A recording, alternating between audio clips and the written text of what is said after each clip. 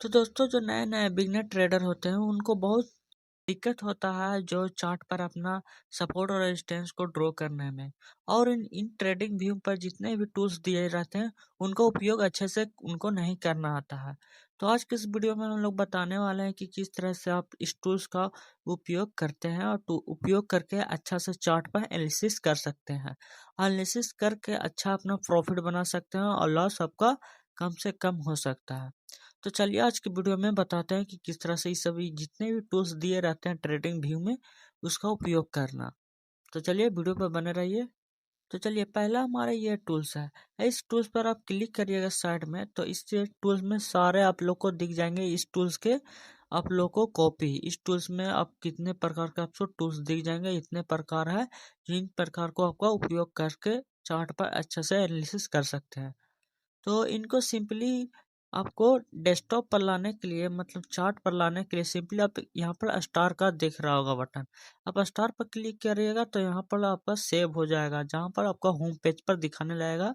तो आप अच्छे से यहाँ पर ड्राइंग कर सकते हैं। तो देखिए हम लोग, चलिए इसमें से हम दो उठाते हैं, दो उठा करके हम लोग दिखाएंगे भी कि किस तरह से आप लोग को चार्ट पर अच्छे से चार्ट को एनालिसिस किया जाता है। तो पहला हम ये टूल्स को ले लेते हैं, फिर दूसरा इस टूल्स को। चलिए इस टूल्स में हमको कुल 3 टूल्स ले लिए, ठीक है।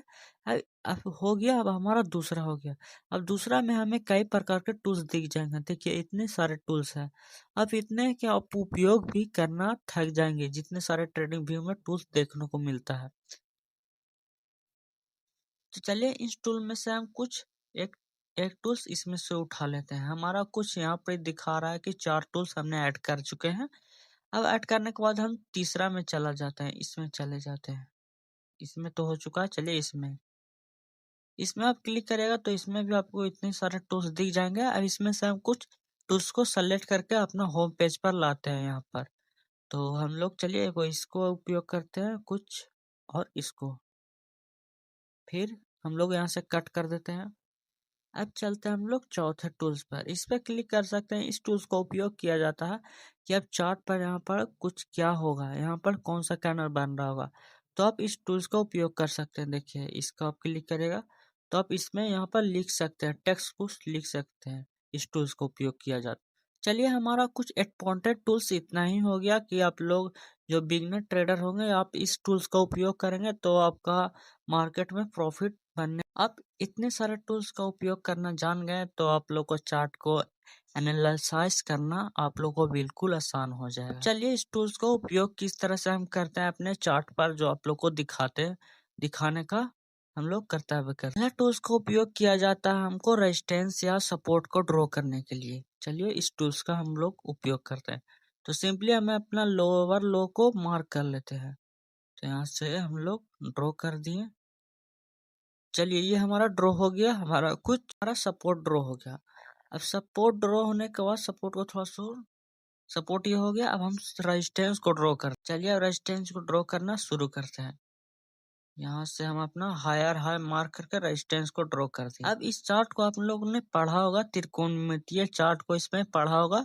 आप लोग जब किसी का कोर्स खरीदे होंगे तो आप इसमें चार्ट में पढ़े होंगे कि किस तरह से ये चार्ट वर्क। 3 कोणीय बना है, जो यहाँ से अगर मिला दीजिएगा तो ये 3 कोणीय ही कहलाएगा।